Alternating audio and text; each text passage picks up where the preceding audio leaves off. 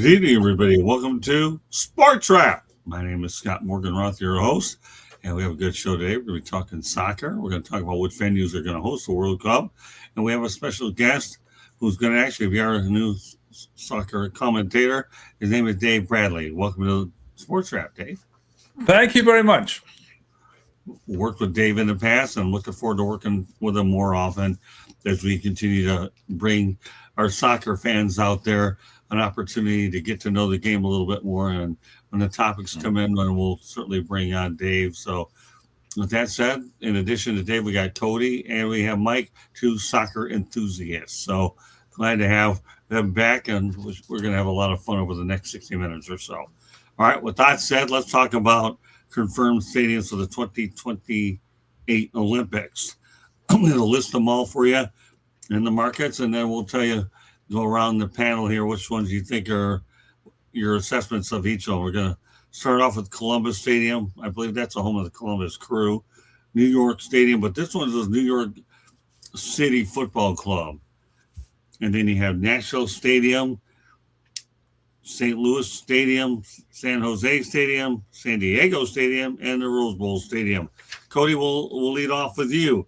What are your thoughts about some of the venues that are going to be hosting some of the best soccer in the world? I mean, it's exciting. I wish the ticket prices were a lot cheaper. I was looking up some. I believe it was the U.S. men's versus. I can't remember. It's at SoFi. The cheapest ticket I saw was $2,200. Yeah. And I'm like, I'm good.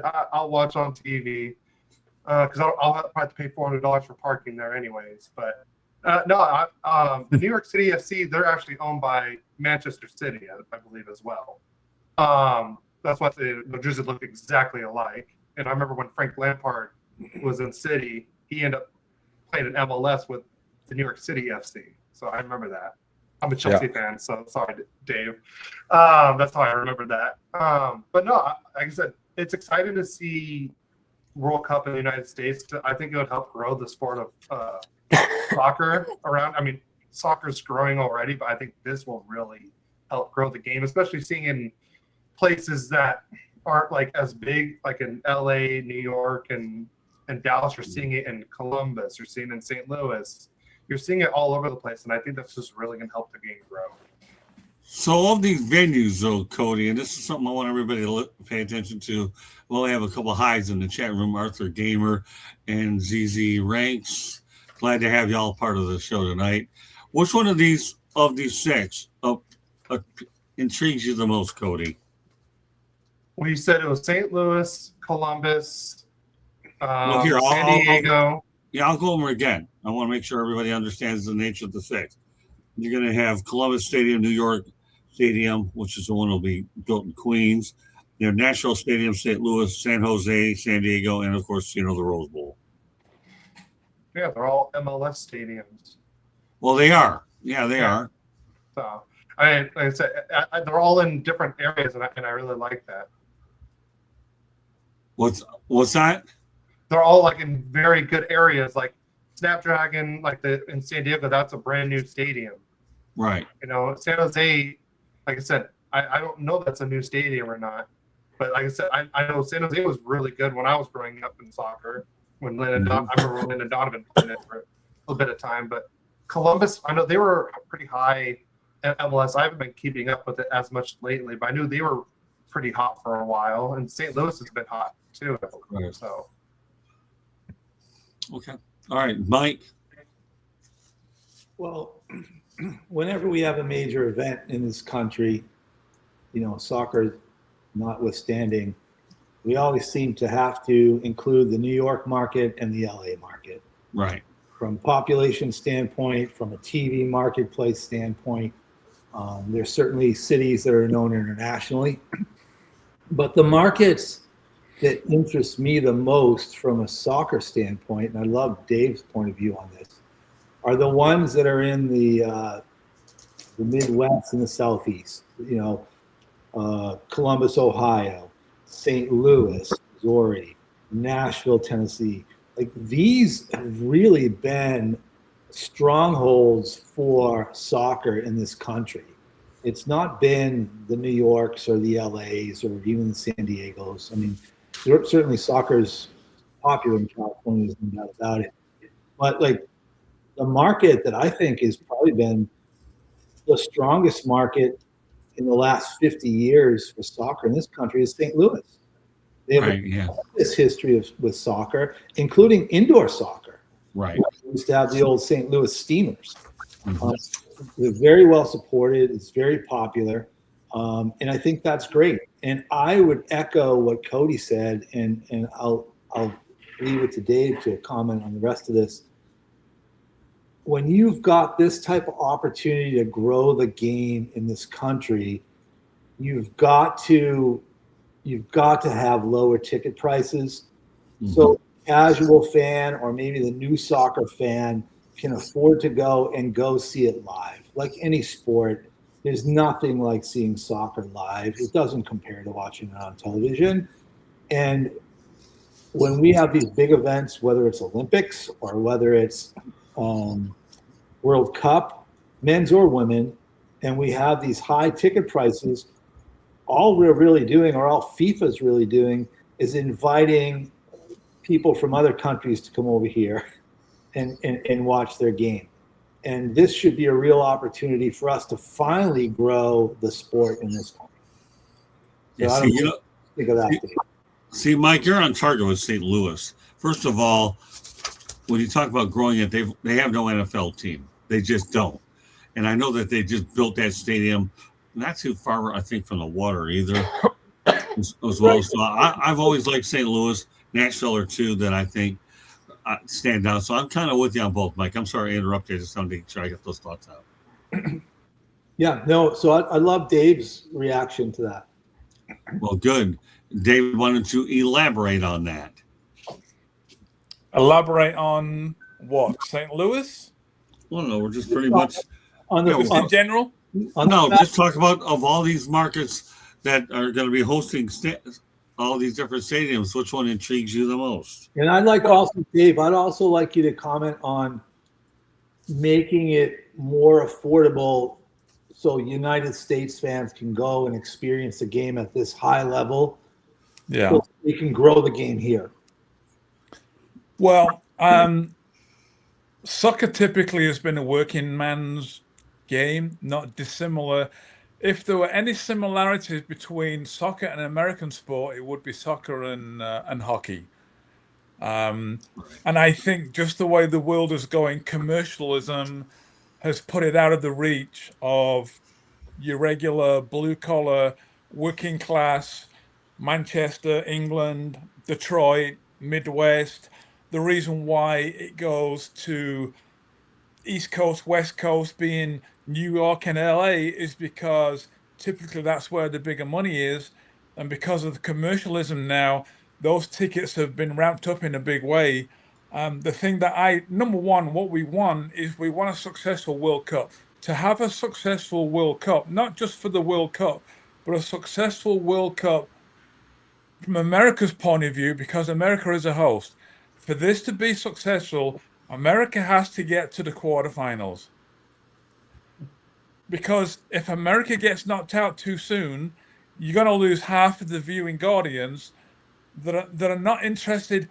I have got to go on what they're going to see it on TV when they're walking past it in the street, or they're in the bar somewhere downtown, or they come home from work and it's on TV and the TV is on the wrong channel, but it happens to be on the channel that soccer is on Fox, because Fox are the ones that are covering it. It's by default. But if you take the USA out of the equation and they don't get through the qualifying rounds, that's going to be a bit of a problem for a successful World Cup, especially for America is concerned. The thing that I'm worried about is the price of the tickets. Yes, it's going to stop people going. If you've got a high-end, biggest sporting competition in the world, basically, is soccer. I mean, I'll give you an example how big it is. You can have a Super Bowl and have an audience of 2 or 3 or 4 or 5 million people. You can have a regular scheduled weekly soccer game between any one of the big teams in the UK right now, being it Liverpool, Man United, Liverpool, Manchester City, wherever, you can get a $2 billion worldwide audience just for the regular game. So the good news is we got Messi. The bad news is Messi's not made a commitment yet and come out in public and said that he's going to be actually playing for Argentina. I'm sure he will. I don't know whether that's strategic.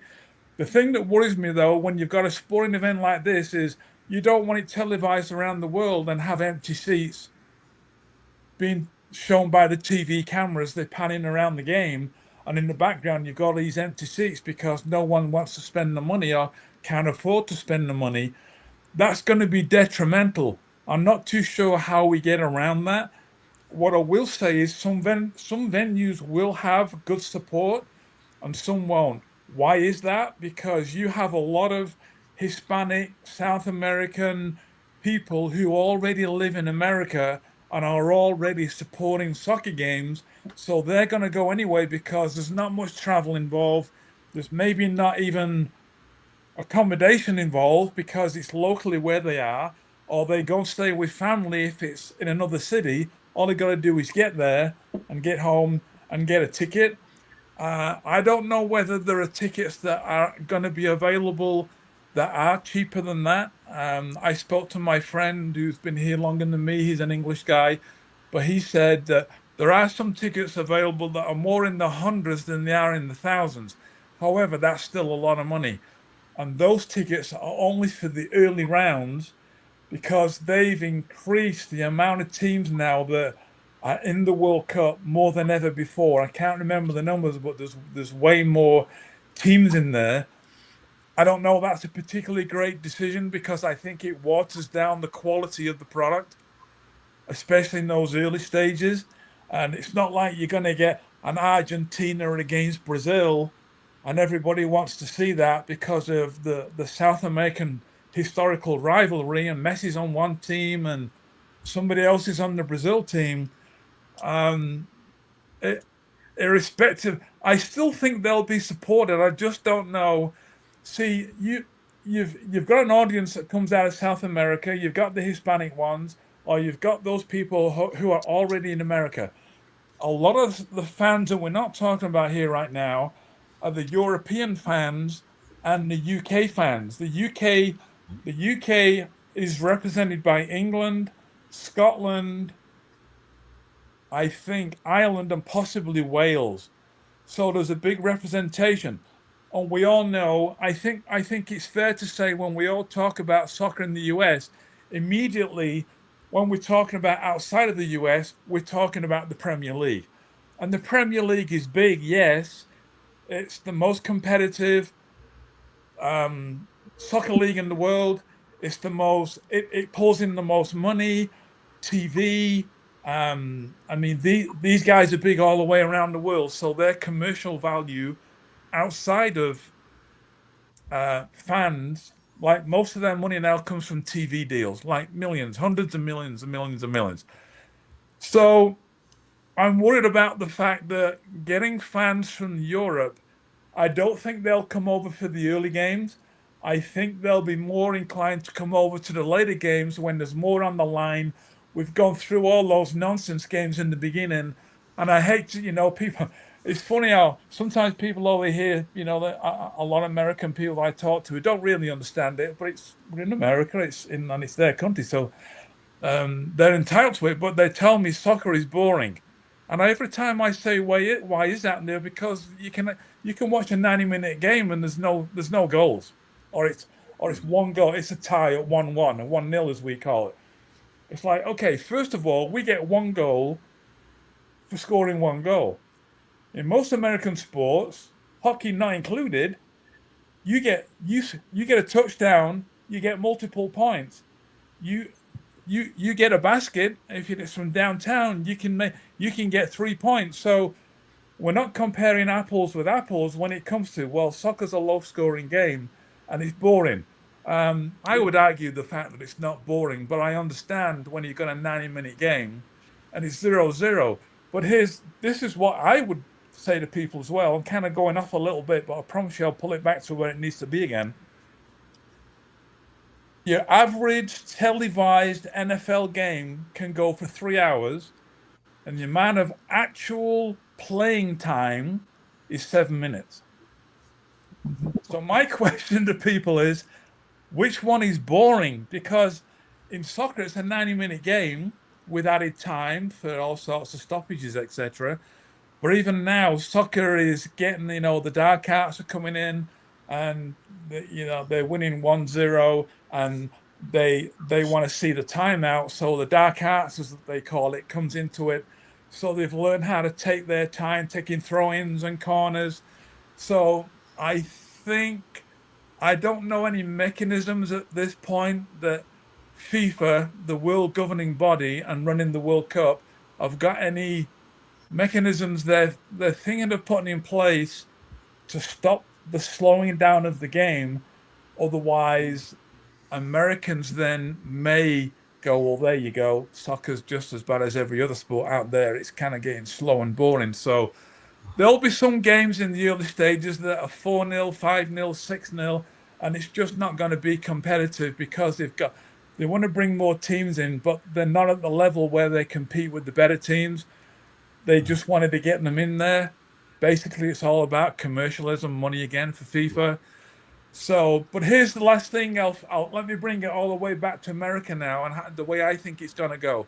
Number one, America will make it successful, one way or the other, because that's what we do. That's what America does. It does that. Whether the rest of the world buys into halftime shows, I can tell you now, the European people and the UK people, they're not interested in a halftime show. It's just not. It's a different culture.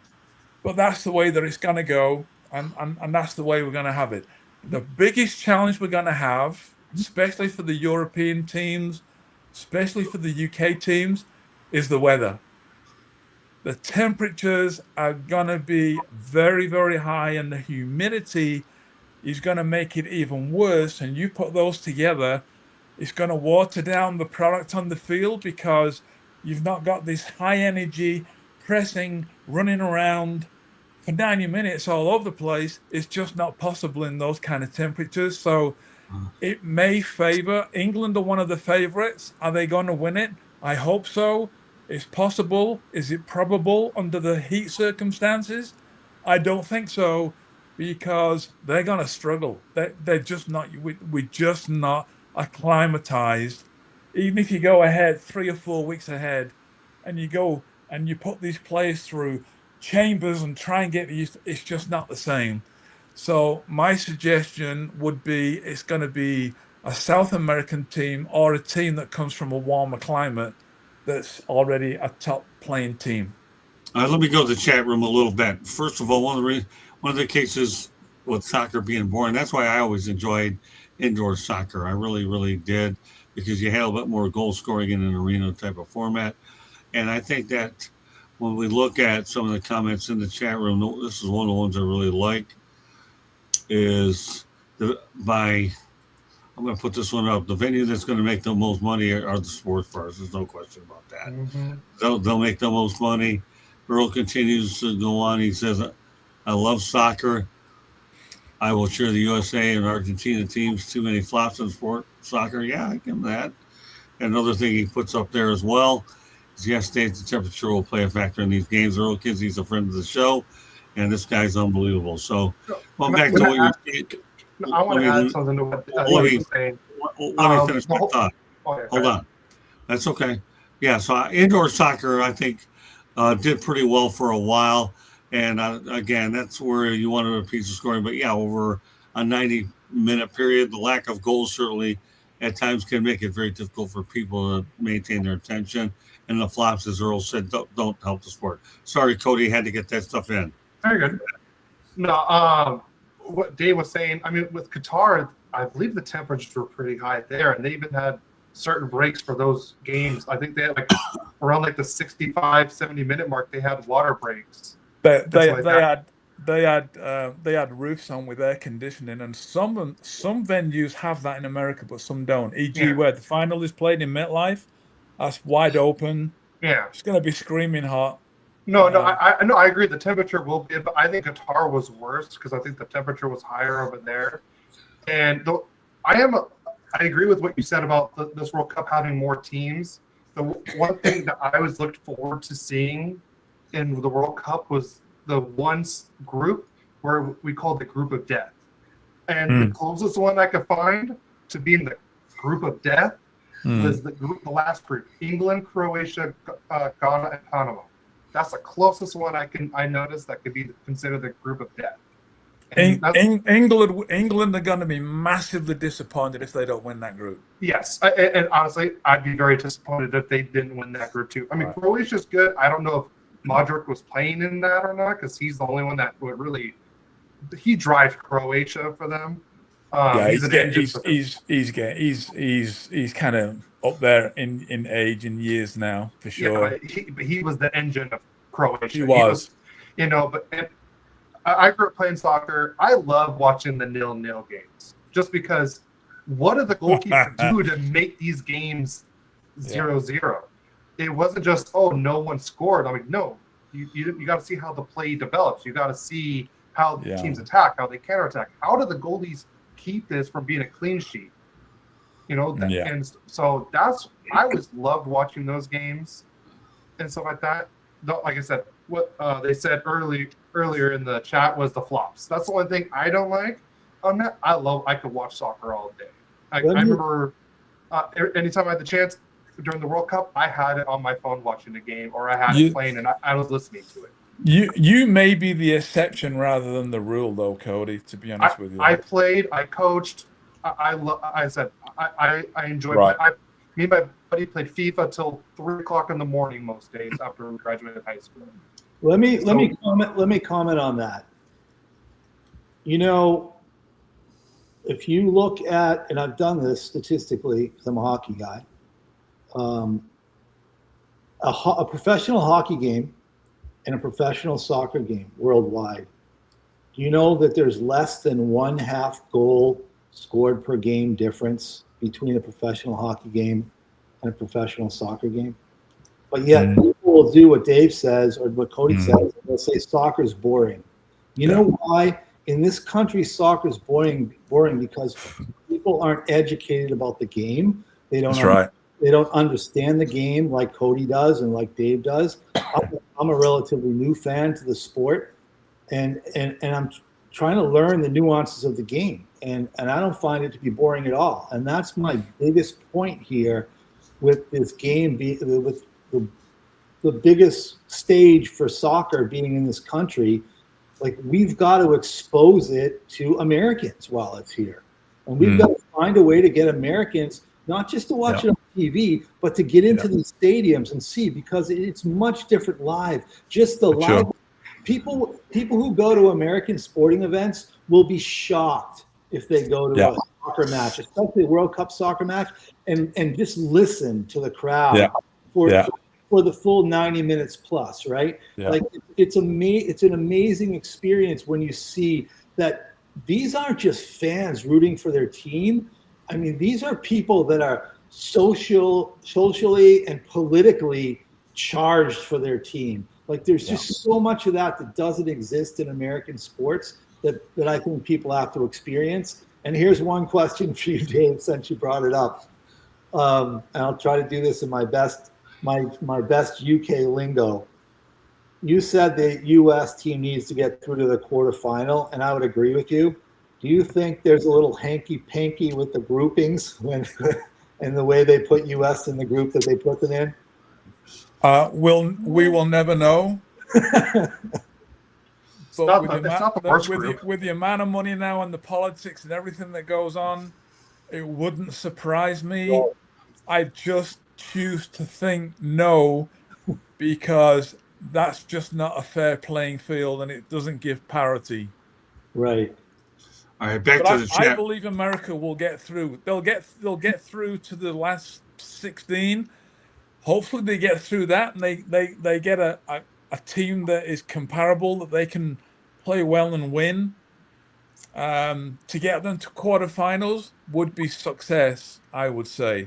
The last time it was And you've got a great coach, by the way. Pochettino, the Argentinian who was coach of Tottenham Hotspur in London several years ago. PSG, wasn't he too? And PSG. Yeah, he's a good coach and he's a good guy. Great coach. Fantastic.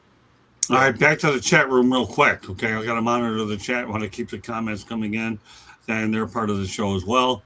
I'll back at you, Earl, in terms of Love Scott. They do, Cody. This is a good one. Now I understand his allegiances, why he – hold on. Let's go back at this. All right, hold on. I was in Argentina when Argentina won the World Cup. That was good. What was the other one that he says? His wife. I remember that World Cup. I remember being in England as a kid watching that World Cup. Oh, yeah. So I want to also piggyback what Dave said earlier about there's no halftime shows for like I've watched the Champions League final, World Cup. You don't see any halftime shows. They don't care about that. And honestly, I don't know if Mike or Scott, if you guys have been to an MLS game. I've been to it's been a while since I've been to the Galaxy game. But the one thing I like that they do is they get the crowd involved. And I wish hockey would bring something into that. The only team I know that I've heard on over TV was the Nashville Predators that get the fans interacted with, like when they score a goal. Like the PA announcer gets the crowd going. Like the Galaxy, when they have a guy scores, it's like they'll say the first name, and then everyone in the crowd will yell the last name. And it gets everyone going. And like I said, I think soccer fans, they have the chance. They have the cheers. And like I said, I want to go to a Dortmund game so bad because I know just seeing that atmosphere, they have the flag and everything like that, and they're loud. I mean, I don't know if you guys remember the South Africa World Cup, the Vuvuzelas that you heard nonstop. I mean, come on, you're hearing those nonstop the whole game. Yeah, that means nobody's taking a break. You just don't hear that in any other sport. You hit me hard, Cody, because Dortmund just beat my Sporting Portugal from Lisbon 3-0 in the Champions League. I'm sorry, I forgot about that. But I mean, Dortmund's they're a great club. And I think your point about the Nashville Predators is absolutely correct because as you know, I was there. I was with Nashville as an expansion team, and Nashville was not a hockey market. Yeah. Nobody knew anything about hockey there. And that's what the organization had to do to get the fans behind us. Yeah. Because they didn't understand the game. But they did those things. They attracted people to the game. And now if you go to Nashville, people know the game. They know the sport and they're there for the game, not all the other stuff. But I agree. Yeah. Like this is a real big opportunity for us to finally grow the game in the United States. Yeah. I'll be in Nashville next week, and I'm going to the Predators against the Kraken. You'll love it. I'm super excited about that. All right, so let me go back to the chat room to Earl. Okay, real quick. You're talking about now I understand the Argentinian connection. There's my wife is from Argentina, so I have to cheer for Argentina. Don't worry, we're going to have a segment on Argentina shortly anyways. And we also want to thank Nexus 12 for being in. What's up? How are you doing? We're doing great. We're doing better that you're actually in the chat room because he's one of our friends of the show. Got to get to the chat, people. They're the bloodline here. And if we find a comment, we're going to respond to them as well. Nice to see you, Nexus 12. And, of course, we just mentioned he was in Argentina. I was never like there. We keep going, Dave. You're right. So everything's in there. I'm the only one all right. So Nexus 12 and Earl Kinsey, just so everybody should know, are friends of the show. And I want to acknowledge them because as we understand, the chat room is definitely a big part of what we're doing. You never know if a question comes along that I could provide to all of my experts as well. I'm enjoying this show because I won't lose my voice tonight watching you guys talk, which is great. And with Mike pinch hitting last week or half the show, my voice is going to be very fresh for fire up. But all right, let's continue. I think we've done a good job talking about everything y'all did. But if y'all want to go on to the next topic, I'm open to that. Any final thoughts about the initial one? Nope. Okay. All right. So let's go ahead. So Dave, you say you live in Maumee, Ohio, right? Correct. Now, how far is that from Cleveland? Maumee is literally just south of Toledo, getting on Right. not getting on the road to go to Cleveland. 2 hours? Yeah, that's what I figured. Yeah, I know Yeah. Mommy too well. Well, guess what?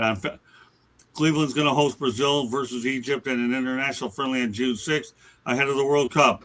I think it's kind of neat that Cleveland has an opportunity to do this. Everybody talks about Brazil being one of the top teams in Egypt. I don't know much about Sure. them, I but mean, they the got international. Salah. Pardon me. They have Salah, who's one of the best Well, players. I in mean, the that's world, for you soccer people know. Me, and I am too, to some extent, but Brazil and Egypt in a friendly. So let's just make this a rapid fire kind of thing, because I know there's a couple, we have a big Argentinian one that's going to come up. Cody, some thoughts about Brazil and Egypt in Cleveland. Cleveland, obviously, a good sports town. Their football stadium is going to be replaced in a few years, but the one they have over at the lake isn't bad. So friendly out in Cleveland. Go ahead, Cody. No, it's a great place to showcase some international talent. Like you have Mo Salah in Egypt, you got Neymar in Brazil. You got plenty of Brazilians that are stars all over the world in England, America. Playing, like I said, all over the world. You have stars for Brazil. You can always expect them to do very well in the World Cup. I think for them, if they don't even make it to the final, it's a failure for them, kind of thing. Just to see top talent like that going to Cleveland, that will really help, and I really hope the ticket prices are good for them over there, so that way Cleveland people can show up and really like experience like talent in that stage. Well, considering the size of the venue, I would think ticket prices should be relatively under control, and the proximity to Columbus is there. So I would think you should have a fairly good crowd for that. Mike, we'll turn over to you. I think when it comes to international soccer, especially when it comes to national teams, other than the U.S., of course, in this country, people probably recognize Brazil more than any other country, even more than Argentina, because they don't have the education. So they recognize Brazil. And I believe that goes back to the late 70s when Pele came over to the US and played in New York. And so that's carried over. And so if you're going to bring a team over, a national team over for a friendly to promote the sport here, I think Brazil's the team to do it. Secondly, I'm glad that friendly is in a place like Cleveland and not in a place like Miami, where it's just going to be filled with Brazilian fans. Yeah. Right.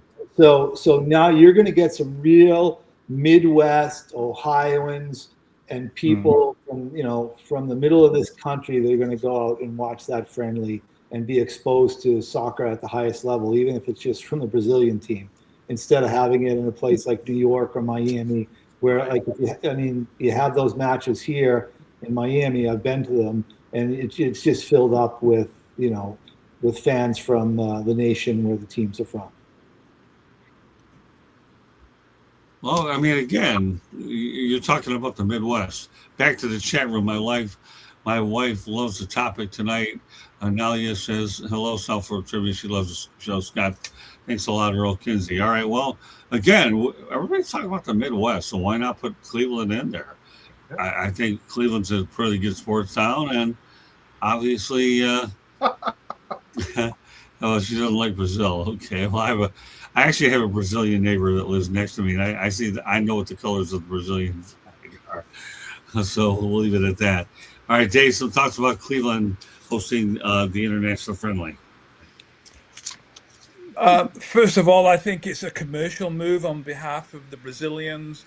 They're probably going to get paid a lot of money for going, to the Federation of Brazil. That's the first reason why in the world would Brazil go to Cleveland, because they're getting paid to go. And I also think as well, most teams would go somewhere because they want to grow their demographic outside of where they are. Brazil already have that, so they don't need to do that. So there has to be some payment involved, Right. for them to, be attracted to go there, because it's not exactly a hotbed of like in Miami or like in New York or like in LA, where automatically you get a lot of people. So the reason why I do think it could be a good move is because it gives the people in the Midwest Ohio, in the Midwest, not just Ohio, that probably would never get a chance to go and see a team like Brazil in any other part of the country. And there's nothing like, see, I think about all the stories I've heard over the years, thousands and millions of them. We all started going because our dad took us to a game. And I think everybody, I think most people go to a game, and I know where I come from. We all support the team that our parents or our dad used to support, because there's no way you would go against that. And that it's so tribal in the UK that, you know, I see a lot of the games now where you can buy memorabilia, and they've got soccer scarves and things like that. And now they sell these scarves. You can go to an Arsenal Manchester City game. Half the scarf is Arsenal and half the scarf is Manchester City. Nobody in their right mind who supports one of those teams is going to buy a scarf which is half and half. Not in the, number one, not unless you want to get killed by some other fans. It's so tribal. But what that tells me is that all those people that buy them are people from Korea and South America and the USA, and they go, oh, let me buy a scarf where I've got both teams on them. That just doesn't happen. That they don't make those scarves for people in the UK. That's the But tourist anyway, thing. going back to Cleveland, I think it's a great opportunity to get local people within an hour or 2 or 3 of that catchment area that will go, you know what, let's get in the car, let's go and watch Brazil. It's those kind of things that ultimately in the long term will grow the game, because once a kid goes to that, they're never going to forget it. Never. Because like Cody was saying, there's no flashing lights when you go to soccer grounds around. We go, make some noise, make some noise. Well, a lot of the time you're sitting there and you go, cool down the noise, like it's just too much. You know, it's like it's nonstop all the way through, and mainly because they're all singing songs for their team. Every team and every they've all got songs of their own. They sing them like nonstop. So we don't need to make some noise. And the reason why we don't need to do that is, number one, because of what I explained, and number two, we don't have commercial breaks in the middle of the game where you build up the energy and the excitement, and all of a sudden there's no play in an NFL game or in American sport in general, and they cut away to a commercial, and the stadium atmosphere dies, absolutely dies. And then when they come back and the TV's back on again, then we start flashing, make some noise again, and make some noise. Well, soccer's an emotional game. And I know everybody thinks their sport is an emotional game, and it is, and it can be.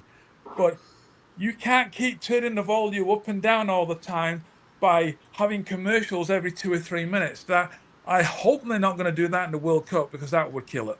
Oh, that would All right, definitely kill it. let's go to the chat room again. The biggest rival in Argentina is River and Boca. All right, and Earl, that's right. You want to picture? There you go. There you go. And those fans, Scott, would kill each other. I can only imagine. If you wear one of each on a scarf, you're getting killed by both teams. Yeah, Benfica, Oh, sure.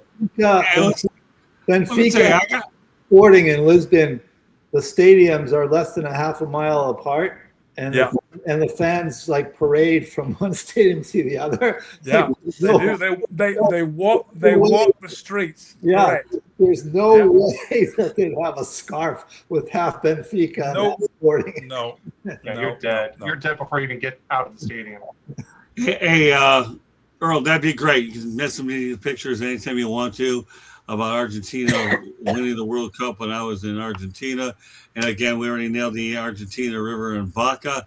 Yes, indeed, David. Cody, all right, let's continue on here to the third topic. I'm having a blast. I swear to God. When Mike is on the show, I don't lose my voice, so it doesn't make any difference anyways. I have several shows to do, and Dave, you've been a great addition. I'm looking forward to having you on this show as well. But we're only part of the way through the show, so fire up For our audience looking at Fire Up, 9:30 is the approximate time. If it runs, if we need, as they say in soccer, what do you call it? Stoppage Added time. Added time, stoppage Huh? time, yeah. Stoppage Yeah. time. Then so be it. I'll deal Correct, with it. stoppage. I'll deal with it. I'm trying to get used to these terms, so cut me a little slack here. All right, let's go back to the Big Apple because New York City Football Club's Etihad Stadium, Queens is going to host the group stage knockout games, the Olympic and the Paralympic Games. Keep in mind, this stadium is adjacent to Citi Field and the New York Mets. But again, as Mike alluded to before, you're getting back to the number one media market in the country, and now you have a place right next to the Mets venue. So Cody, go ahead with some thoughts about the Big Apple in Queens hosting some, not only the group stage and the knockout games, but you're also talking about Paralympic as well. Well, not only it's in New York, it's also probably owned by very rich owners. Like I said, what I was saying earlier, Manchester City, one of the biggest Right. clubs in the world. They own New York City FC, so that will even drive up a lot too. I don't. Manchester City are not one of the biggest clubs in the world. They're one of. By the way, I'm a Man United fan, born and raised. I was born like 10 minutes walk away from Old Trafford from the game. So you're walking on dodgy ground there, Cody. So I have to correct you. I'm just tongue in cheek when I say that. Manchester City are one of the best teams in the world right now. They are not one of the biggest clubs in the world. That's Real Madrid and Manchester United. No. Well, that's it. Wait. Hold on. Let me interrupt here. Now you really struck a chord with me here. Everybody talks about Manchester United.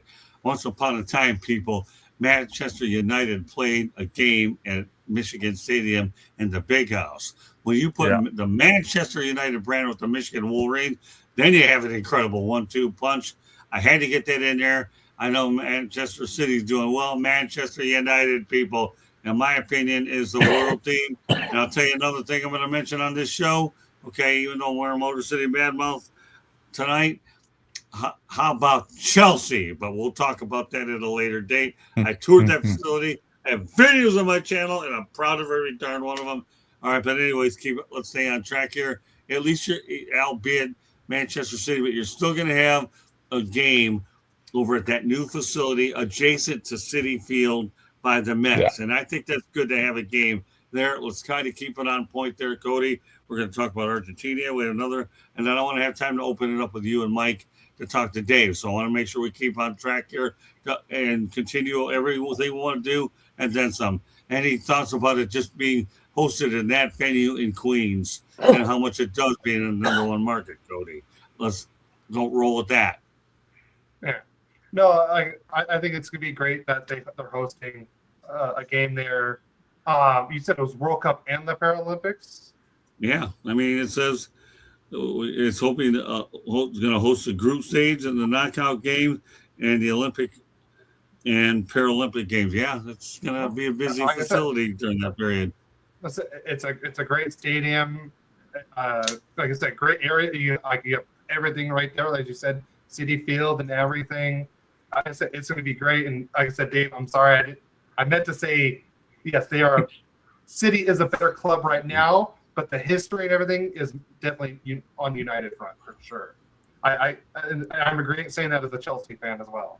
So yeah, I agree. It's Madrid and United are the top clubs in the world.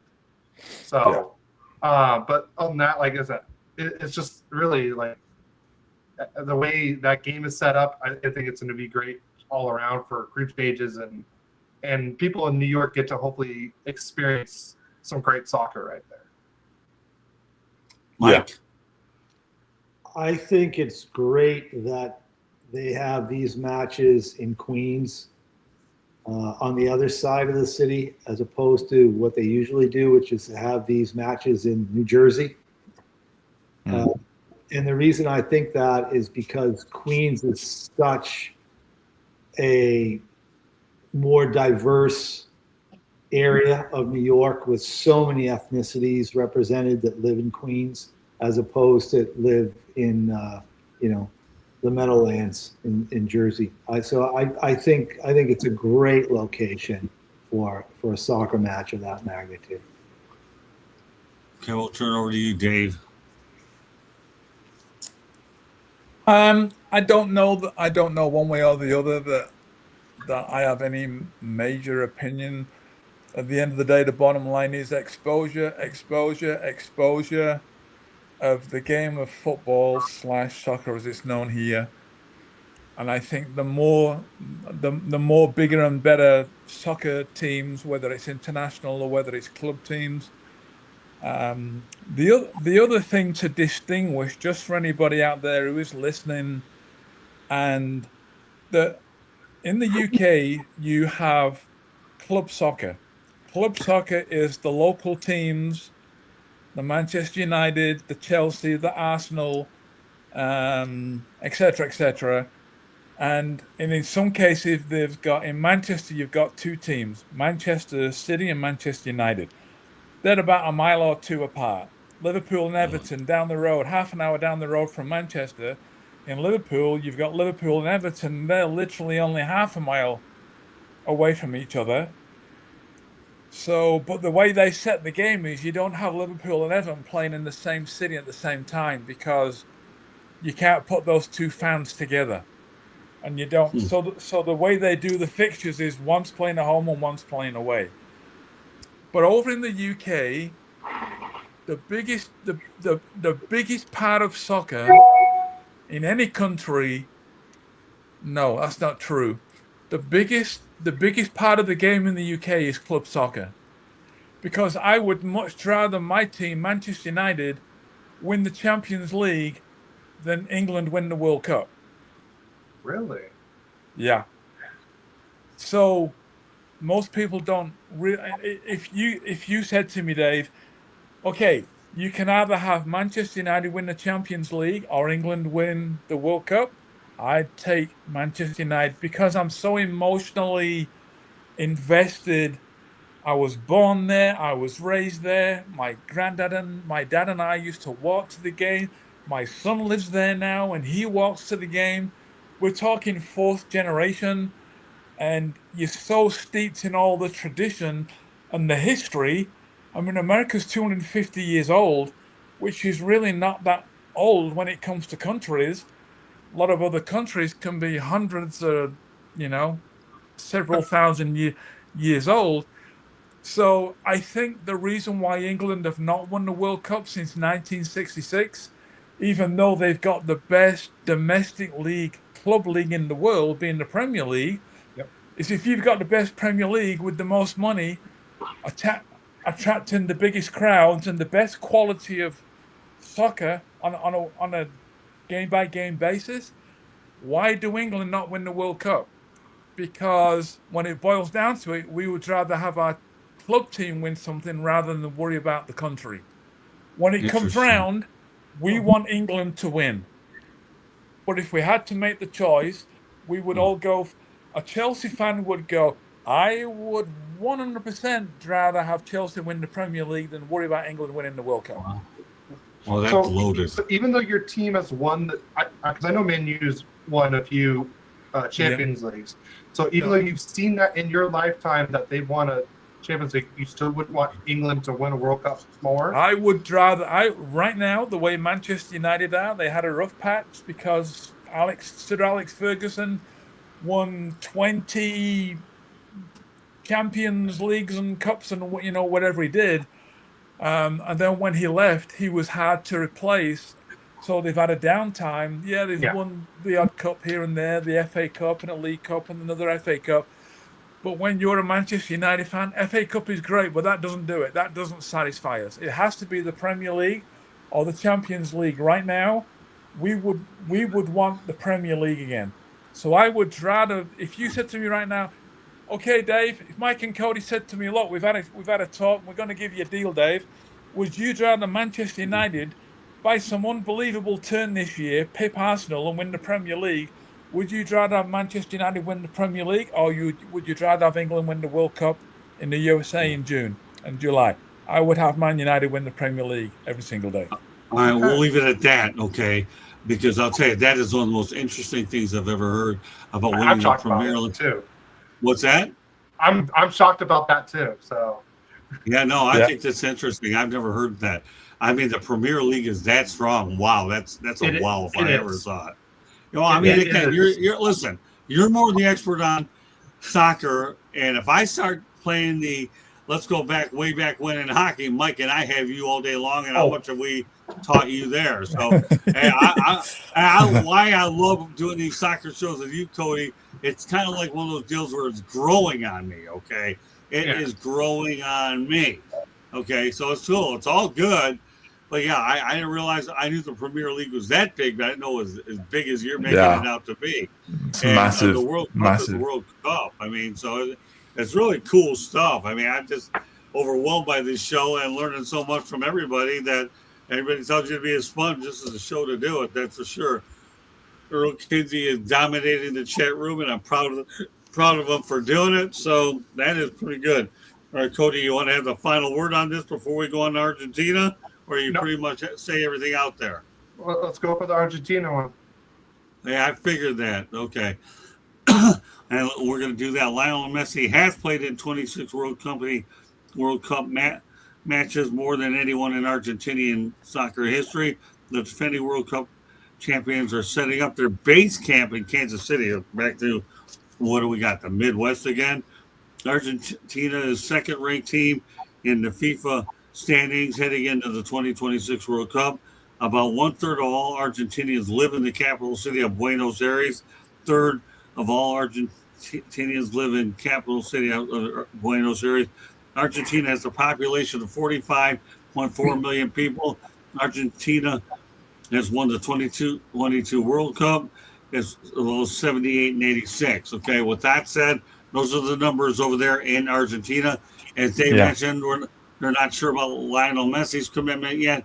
But what we're going to do in this situation is take it off of Messi, other than the fact that he's played in 26 World Cup matches. We know that's legendary to begin with. But let's just talk about Argentina as a whole, okay? The Messi factor is something we'll bring up on future shows. Should he make a commitment, Dave, and we'll elaborate on it then. But right now, the big picture is Argentina, all right? So we'll start off with Cody. I gave you a lot of information there. Of all that information, okay, what stands out to you, Cody? I mean, Argentina is always a very competitive team in any international sport. I mean, they were in the final in 2018, I believe, is when it was them versus Germany. Like I said, they've always had a great international team there. I think even without Messi, I think they can still get pretty far. I think Messi is that play driver that they need the most, and just that experience he has. But I still think, even without Messi, I still think they could easily be a semifinal team in the World Cup. Mike?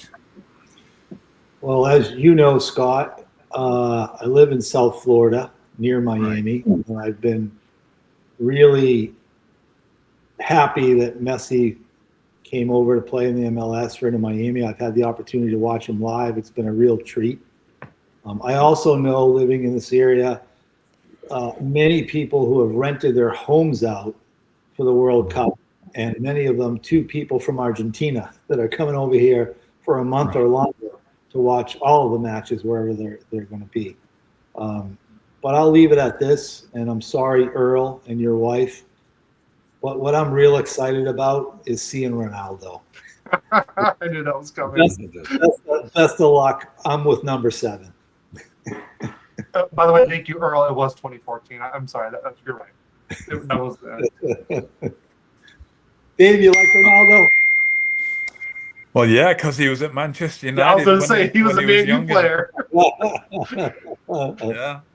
Originally Sporting Lisbon, I believe, the Manchester United went and played a game over there, and this kid Ronaldo, they brought him on, and after the game, this is almost unheard of. After the game, 1 or 2 of the Manchester United players went straight to Sir Alex Ferguson, the coach, and said, "This kid's unbelievable. Like he's on a different planet." Sir Alex Ferguson that night at that game, went and talked to him and convinced him to sign for Manchester United, all in the same day. Yeah. And he's got such a personality off the pitch. Yeah. Right? Yeah, he does. Like, no, I mean, obviously in Portugal, but in every country. I mean, now he's in Saudi Arabia. The people, the community, you know, he's out there. He's involved. He's with kids. Like he's got the most followers on Instagram in the whole world. Right. He's just phenomenal.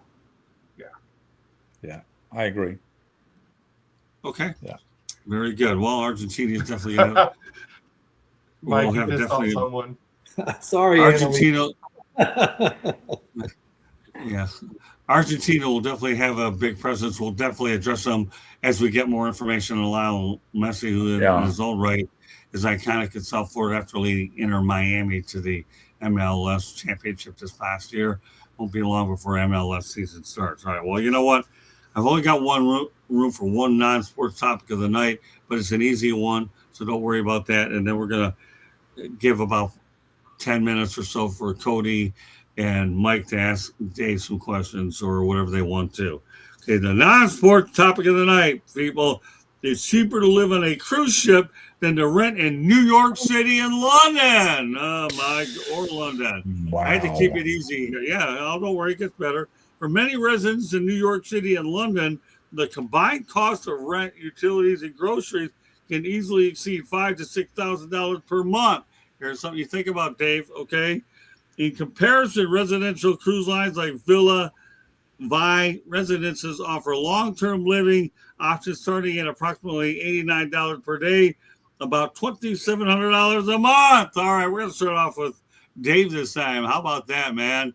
It wouldn't be bad to live on a cruise ship if you could do that, would it? Instead of those two. No, it would be. It would be great. And a few years ago, I didn't really know anything about cruise ships. When you come from Manchester as a kid, born in '58, and grew up in the '60s and the '70s, and you know the Industrial Revolution was born around in Manchester and Liverpool, and it's working class, blue collar. And when you brought up in that environment, you're not thinking about going on a cruise ship out of Miami. I mean, it's just not on the radar, you know.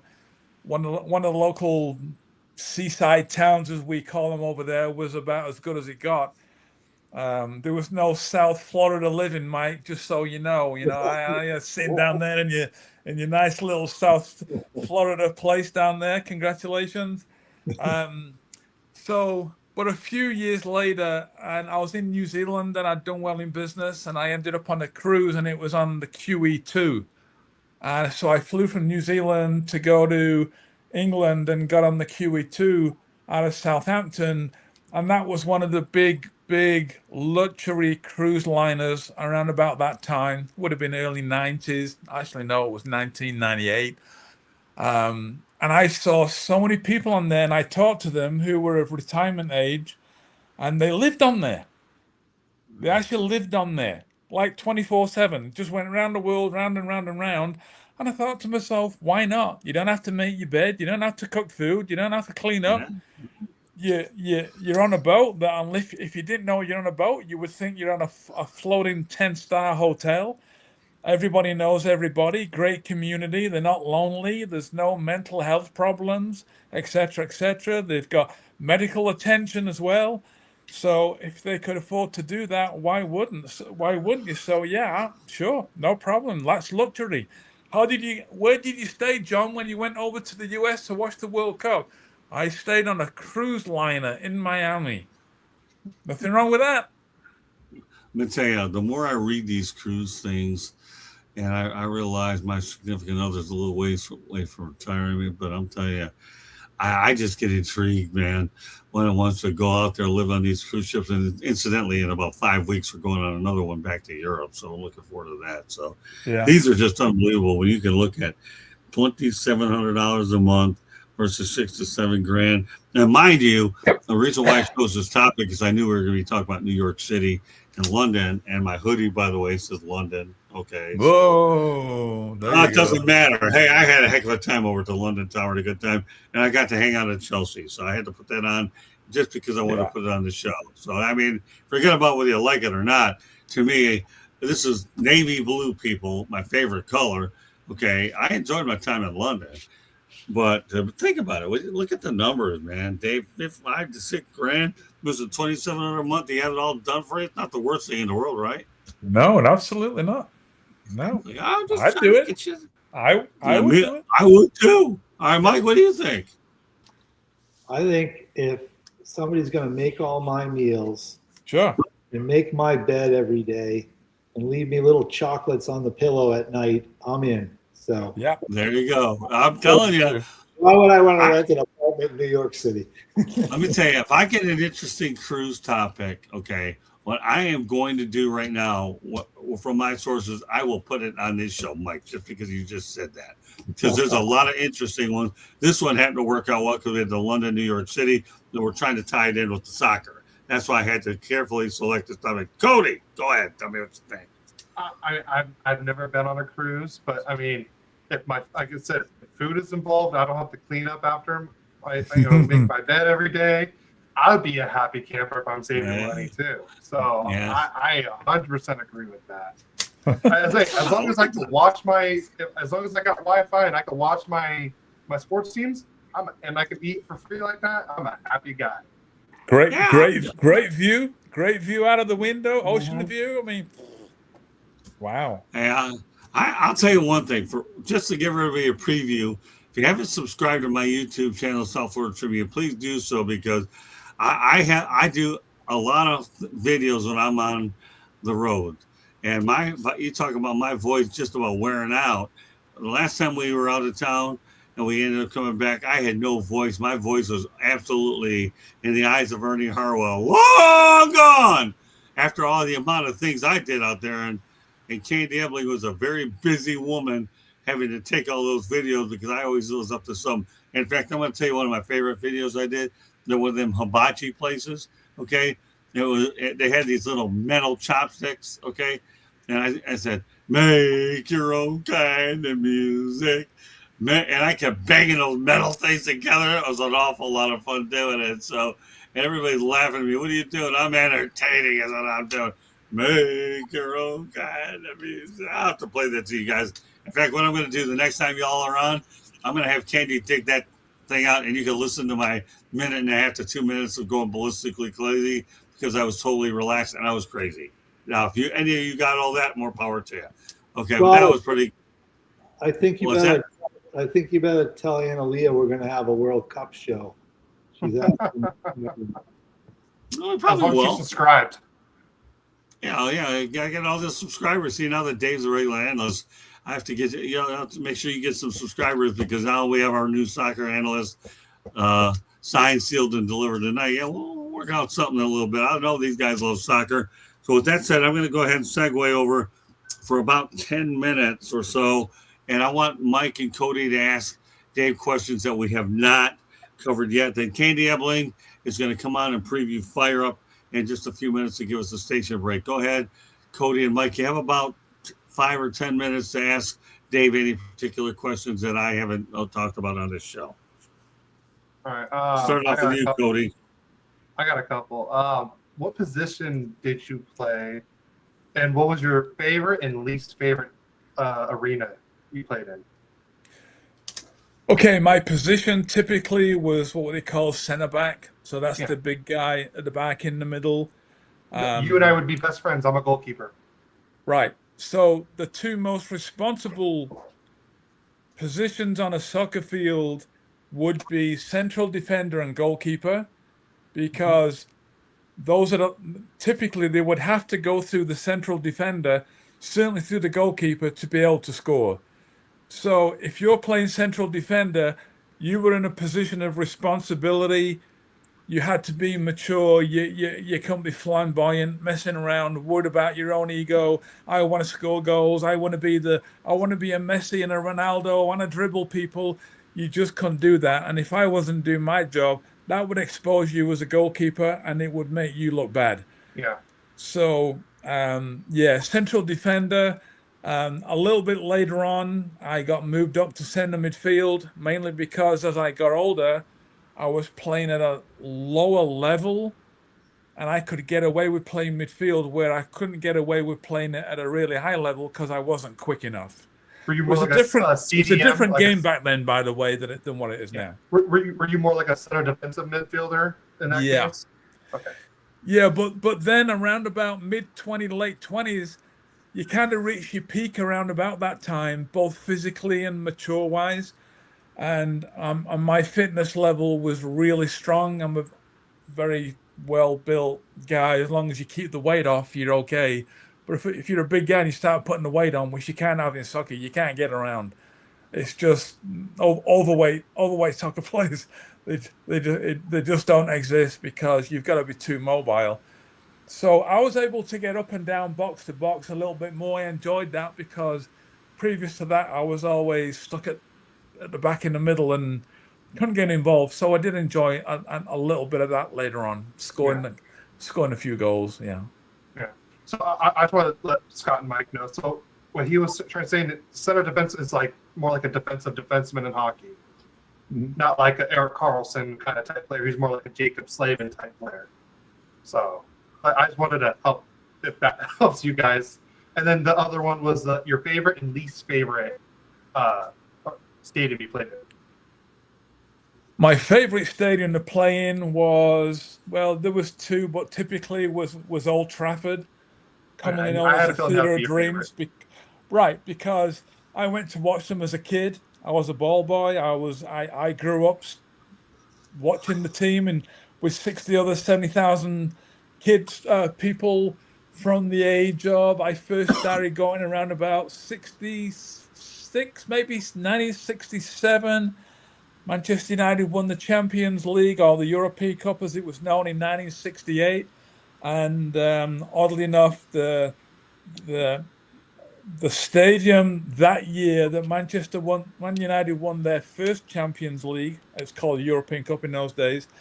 That year they had chosen Wembley Stadium in London as being to host the final, whether there was an English team or not. That if there were two foreign teams, it would have been at Wembley. It just happened to be that Man United got to the final, and that was when they won their first final.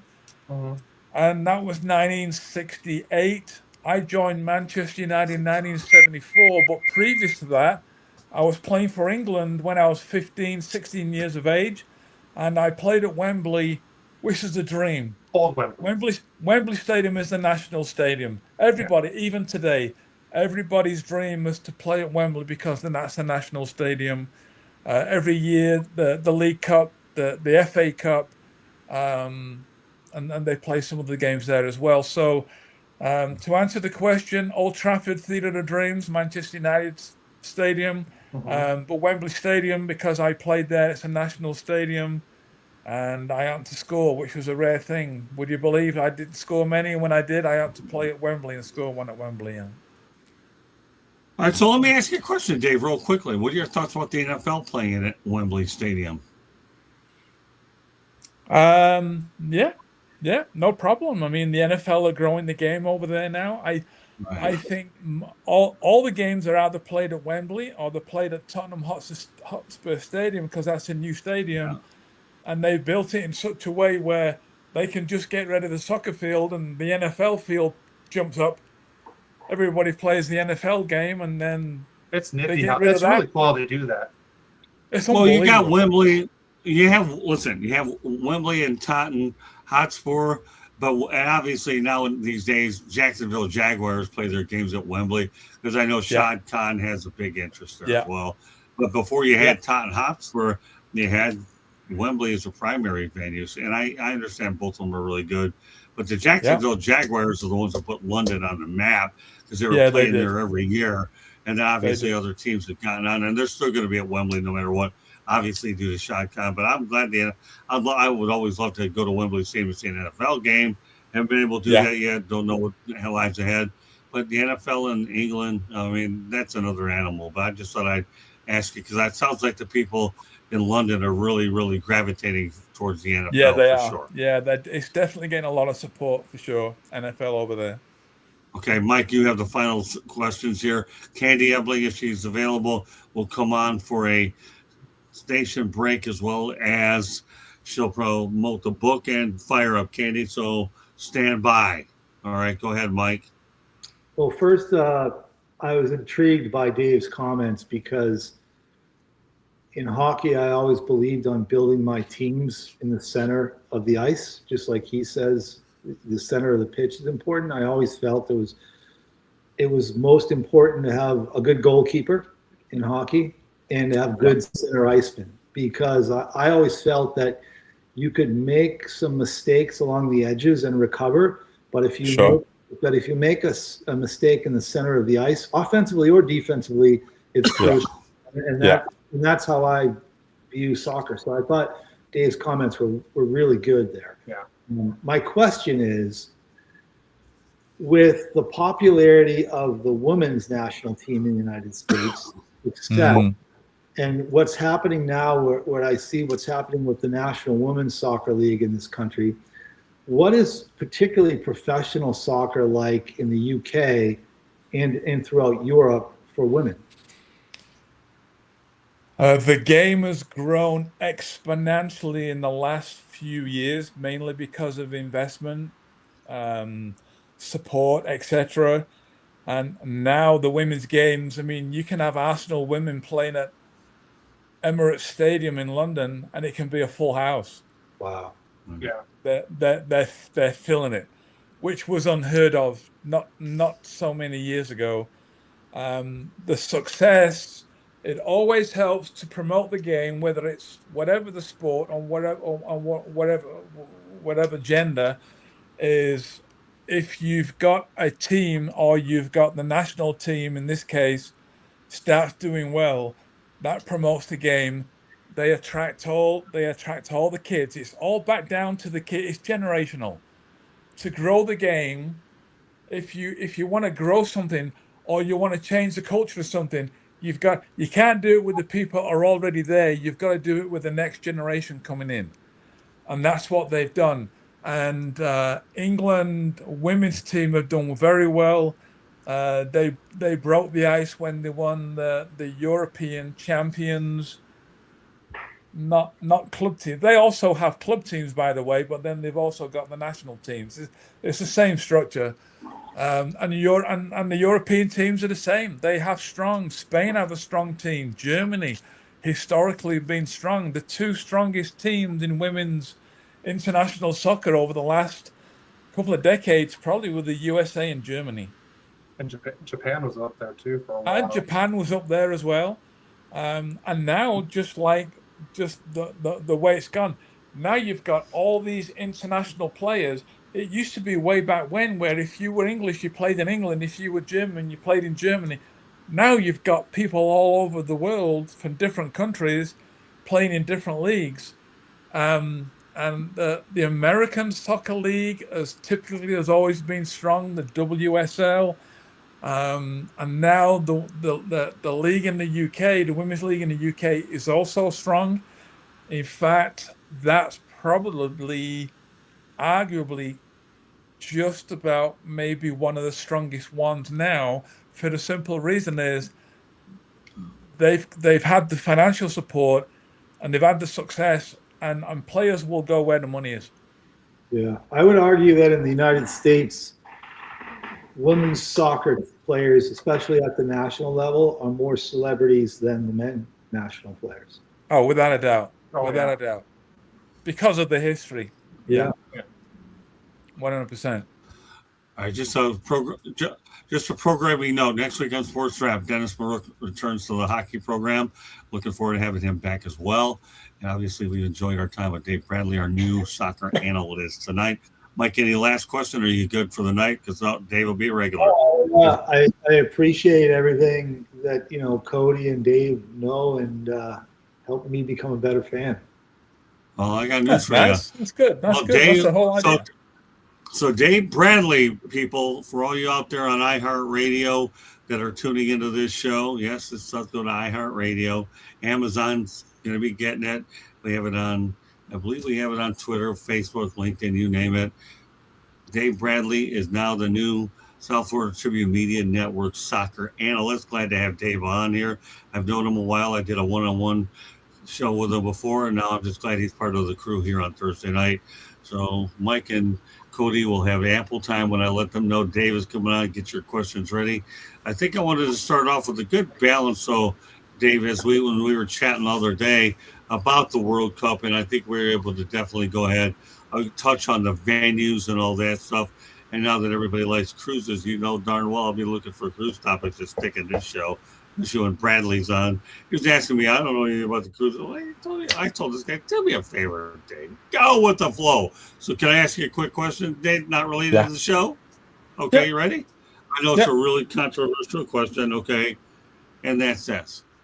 Do you understand what the meaning of go with the flow means now? Oh, I'm easily go with the flow.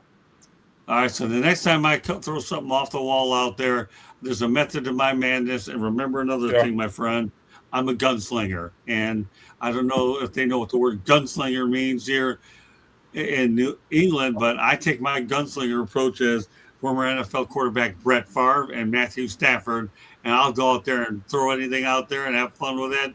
And that's what I like to do when I prepare all this content as well. So now you know I'm giving you some of the company's secrets here, Dave. Do you follow me? That's it. Mike, Cody, what are your thoughts about your new teammate? I love it. If we get to talk soccer, I'm all in. Yeah, I think it's great. I have to say this one thing or else I'll get hit over the head with a frying pan, but my significant other is actually from Colombia, and she is looking forward to the Colombia-Portugal matchup in group play. For sure. In Miami. For sure. That's absolutely. Wow.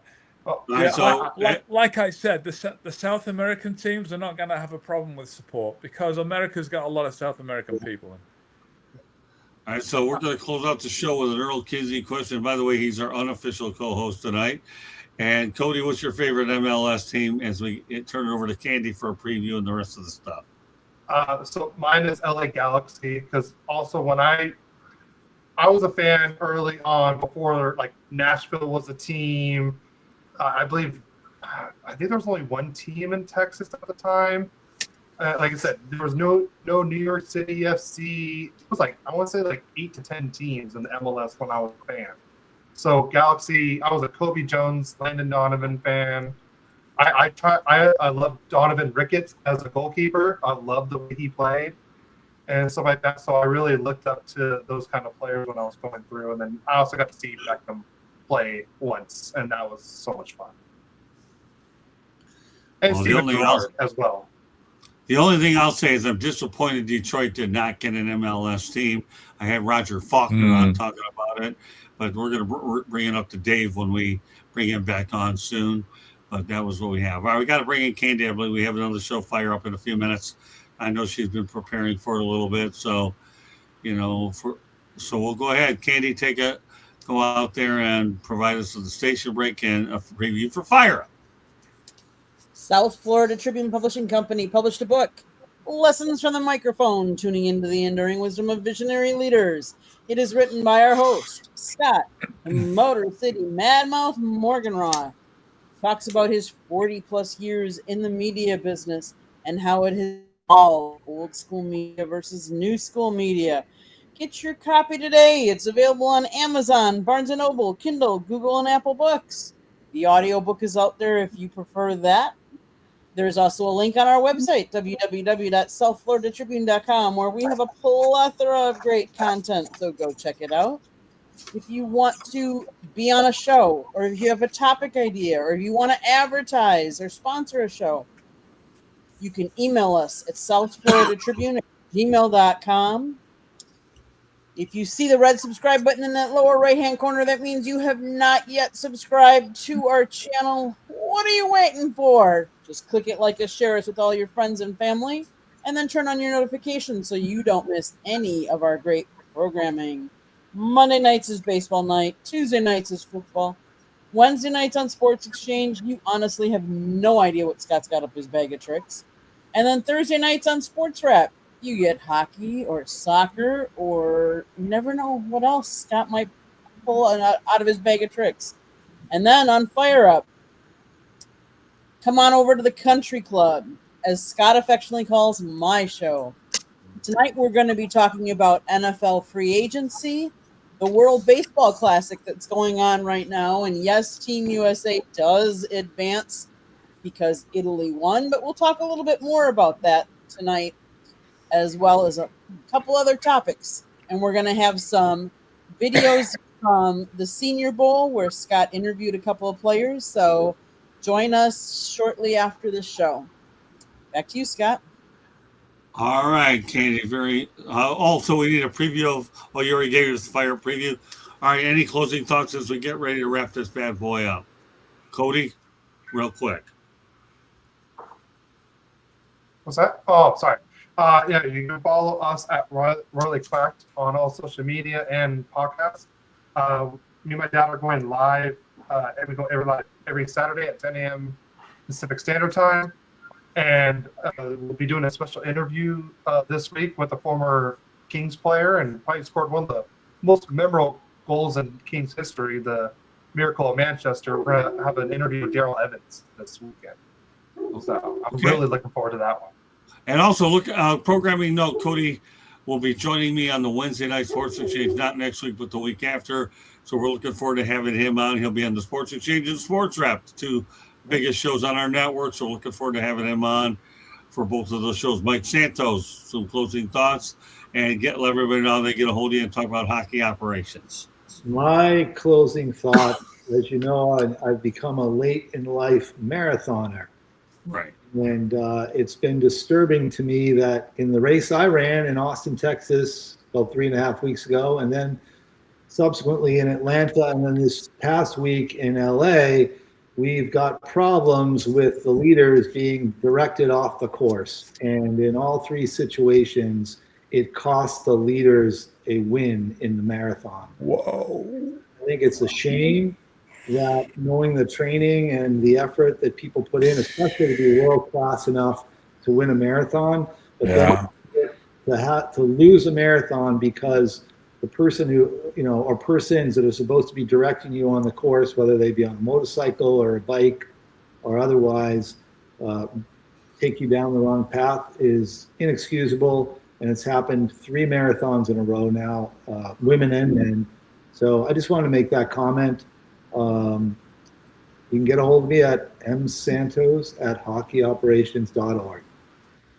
Very good. Mike, obviously, Cody fixture on the Thursday night show, and Bradley is too when we talk soccer. I can't believe you even said anything about hockey now. You're telling me your clues about hockey. You brought the Predators in. Good stuff, Bradley. Yeah. All right, with that said, why don't you let everybody know how they can get a hold of you, Mr. Dave Bradley, other than your fact that you're now the newest member of our Sports Wrap crew. Right. So outside of being a Sports Wrap soccer analyst, I am. It's great to hear, Mike, because I've also run several marathons in my time. The last one, I was 60 years of age, and I think I'm pretty much hanging up my marathon shoes now. I want to go out on my own terms rather than on my body's terms. However, having said that, people do run marathons well into 60s, 70s, etc. It just doesn't look like that's going to be for me. But the one thing that I have learned being a professional athlete and also continuing to look after myself as the decades have gone by since I retired at 33 from professional soccer around the world is I was always scared of getting out of shape. And it's not just about because health is not eating well, and health is a lifestyle. It's not a diet program. It's not I here today, gone tomorrow. I'll do this for a week, or I'll do this for a month, or I'll give up chocolate for a year. This is a lifestyle choice. So right now, I work with a worldwide organization, and they've got a new technology that has come out in the area of health and wellness, anti-aging, and athletic performance and recovery. And I can tell you, sitting here right now, that my resting heart rate on average this month has been between 46 and 48. Wow. as a 68-year-old, and the only thing I can put that down to is the use of this new technology, which has gone under the radar. This company is in 33 countries around the world. So if people want to know about anti-aging, recovery, if they want to see how I operate and how I work my body every day, you can follow me on Instagram at Dave Bradley Lifestyle. You can get me on LinkedIn at Dave Bradley. You can get me on Facebook at Dave Bradley. I'm primarily mostly active on Instagram. It just suits what I do, doing videos, helping people, being the example. When you've got family and you've got a wife that's 12 years younger, you need to last a long time. And the only way to do that is be disciplined, be accountable, and be consistent, and keep pushing yourself and don't give in. And age is just a number. Unfortunately, though, it is a number. And we can reverse the aging process because I'm doing it. Great stuff. Well, no wonder you sell so well in soccer with that approach. It's great stuff, Dave Lifestyle, and all that. Absolutely. I enjoy hearing stuff like that. Well, that does do it for this edition of Sports Wrap. Fire Up is on deck. So, on behalf of Cody, Mike, and Dave Bradley, our newest Sports Wrap analyst on soccer, my name is Scott Morgan, Automotive City Man Mouth, saying thanks for joining us, and I hope you enjoyed our presentation of soccer here on the network. So take care, everybody. Next week we'll be doing hockey, and we continue to bring in soccer as we go along. But we are so glad to have Dennis Marook as an analyst. Dennis obviously played for the Washington Capitals and had a great career with the Capitals as well. My goal is to bring on the best analysts that I can, and I will not shortchange that under any circumstances or compromise it. I want the best, and I'm very confident I have them, and I'm still looking for even more people to make sure that we have the best network that we can to provide all of our fans out there with the best and most enjoyable entertainment available. And in the meantime, that does it. Fire Up is next. Thank you very much for joining us. Have a good night from us here at Sports Track. Bye now.